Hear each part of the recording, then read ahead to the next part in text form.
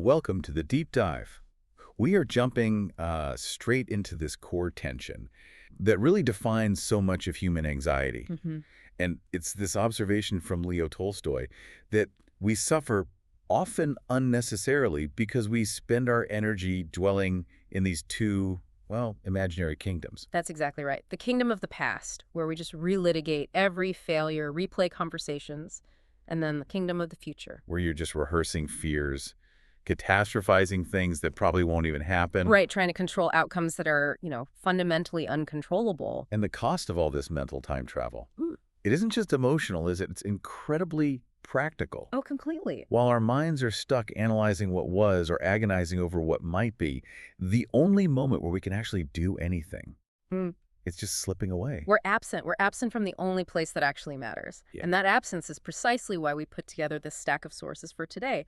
Our whole mission here is to synthesize this wisdom from all over. We've got ancient philosophy, the Talmud, Goethe, samurai proverbs. And then we're mixing that with modern thinkers like Seth Godin, Simon Sinek, Zoe Gold. And what's amazing is they're all pointing to the exact same thing. A kind of architecture for a life that isn't just about surviving, but actually, flourishing. Precisely. Okay, so let's unpack this. Yeah. If Tolstoy is right, and the past and the future are imaginary, then we have to define the one kingdom that actually exists. It's only the present moment. And that sounds so simple, almost like a cliche, right? It is. But when you really internalize the practical side of it, everything that is real, your ability to feel, to love, to work, to change, all of it is only accessible through that one doorway right now. So let's dive into that first section, Mhm. escaping these temporal illusions. This isn't just a philosophical exercise. It's an urgent energy management problem. It really is. Because when we worry about the future, it feels productive. It feels like we're planning, doesn't it? Right. How do you tell the difference between productive prep and just debilitating agonizing? That is the critical distinction. So productive planning involves setting goals and then taking specific measurable steps today. Okay. Debilitating agonizing is just running scenarios in your head that drain your focus and your energy without giving you a single actionable step. It's like intellectual consumption without any digestion. And the sources give a really stark warning about neglecting the present, about neglecting our vessel. They do. I mean, the Talmud has this radical, almost shocking call to urgency. What is it? Use your body, your vessel, today. Tomorrow it can be broken. And it's not meant to be morbid. No, it's an invitation. It's a profoundly practical and immediate invitation. We just assume we'll have the energy, the focus, the physical ability tomorrow. But this moment, this breath, that is the only guarantee we have. I find Goethe's take on time also challenges that assumption. He suggests that we can only really understand eternity by living fully in the present moment. So the timelessness we're looking for isn't found by stretching our mind across this vast timeline, but by drilling down into the quality of the moment we are in. Exactly. So when Tolstoy says there is no past and no future, he's forcing us to see that worrying about tomorrow isn't actually building tomorrow. The construction site for your future life is today. It's today. So if we accept that today is the only lever we have, how do we make sure we pull it effectively? How does today's focused action become tomorrow's success? By understanding that true success is a cumulative result of dedicated, focused training. It's not just a burst of activity when the spotlight is on you. This is where the samurai proverb comes in. It is. Tomorrow's battle is fought during today's training.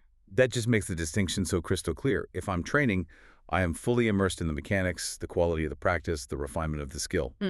But if I'm just worrying about the battle, I'm mentally exhausted before the fight even starts.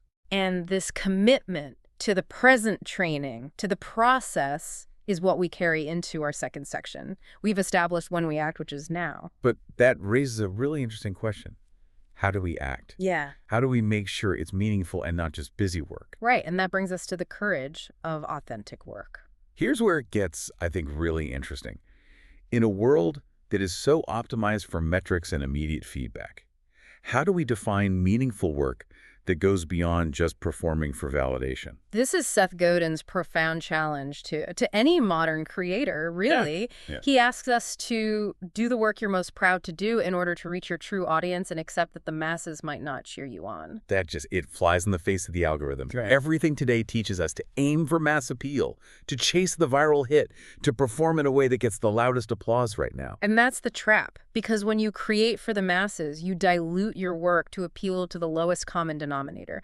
And you usually end up with something, well, bland. Your true audience, the 100 people who desperately need the specific niche thing that only you can make, they're the ones who give you actual sustainable meaning. So the freedom comes when you shift your internal question from, will they like this, to, Is this true? Does this matter? Am I proud of this? so the work itself becomes the measure of success, not the external reaction to it. Right. And that reminds me of this idea of working in silence, not secretly, but with such a deep internal focus that the need for outside praise just sort of dissolves. Precisely. We often confuse marketing noise with actual accomplishment. The instruction is so simple.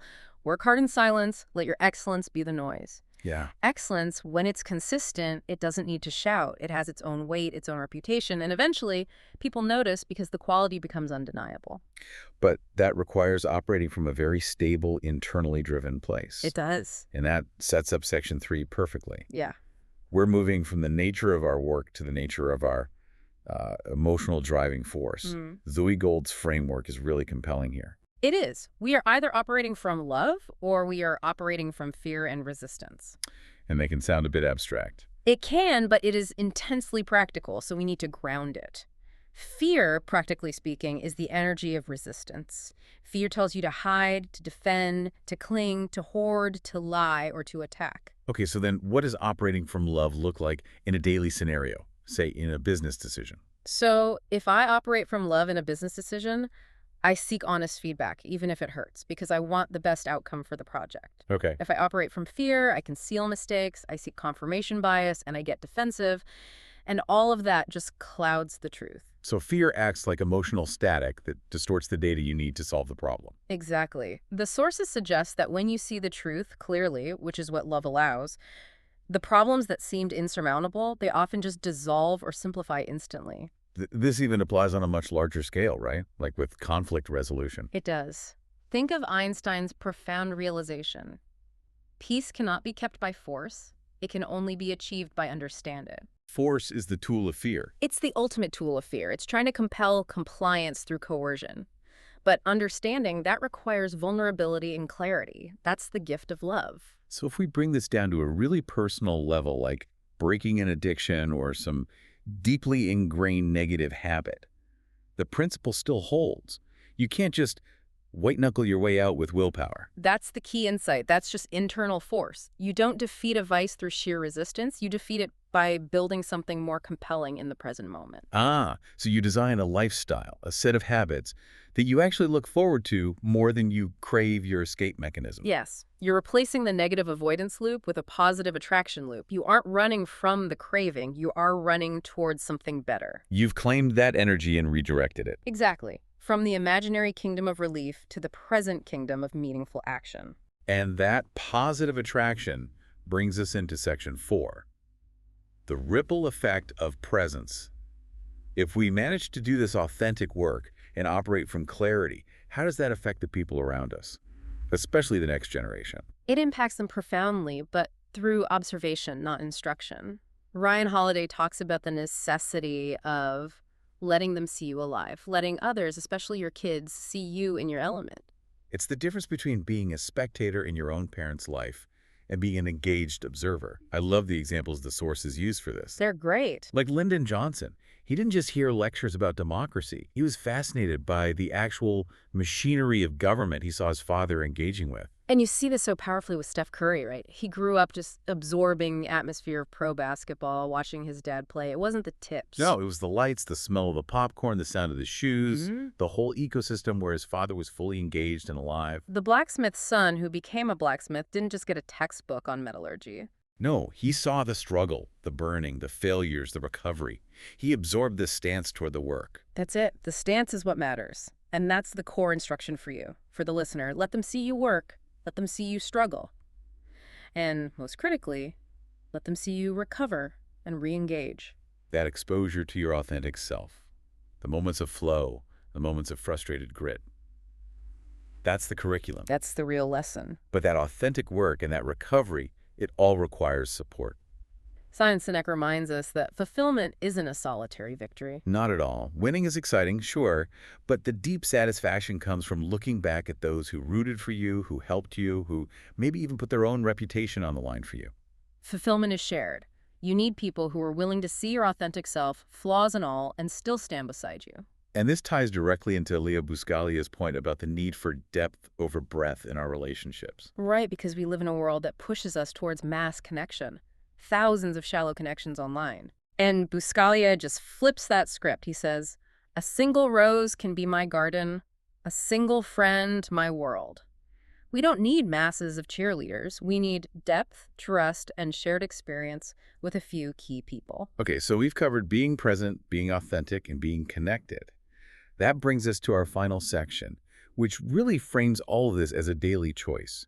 Sebastian Terry boils it down beautifully. We essentially have two paths. We can walk the path of comfort, or we can strive for things that make us feel truly alive. That path of comfort is so seductive, though. It promises safety, ease. Isn't some comfort necessary? Oh, comfort is wonderful, but as a moment of rest before the next effort, the path of comfort as a way of life that leads to stagnation, to absence. Alive means engaging fully. It means facing the resistance, seeking the depth. It means refusing to put life on hold while waiting for ideal conditions to show up. Because life just doesn't pause. It does not. And that brings us to the ultimate metaphor that's synthesized across all of our material. Life is not about waiting for the storm to pass. It is about learning to dance in the rain. The storms, the professional setbacks, the personal losses, the chaos, they are guaranteed. They're a given. The choice is whether you stand frozen in fear or engage fully right in the middle of them. So to synthesize this entire architecture of a fully lived life, it's a life that rejects absence for presence. Rejects performance for authenticity. Rejects isolation for deep connection. And rejects passivity for engaged striving. And it all starts with that internal shift. The powerful takeaway then is what? That when you operate from love, from clarity, and you truly embody your authentic self, life just works. It works in exact proportion to the love and energy you allow to flow through you. The problems that seemed impossible, they dissolve because you're seeing the reality of the situation, not the fear of it. That sounds like freedom, or at least the path to it. It is the path. And if you find yourself suffering, maybe caught in anguish about a loss or some persistent fear, just remember Tolstoy's advice one last time. Life exists only in the present. If you discipline yourself to direct all your thoughts, all your efforts to this one specific, wild, and precious moment right now, all the anguish about the past and worries about the future will diminish. A shift in focus that provides ultimate relief. And so the final question we leave you with is this. What single storm currently in your life that you have been waiting to pass will you choose to practice moving through today? While you're here, in this one wild and precious present moment, Will you dance? will you choose to dance? Show up.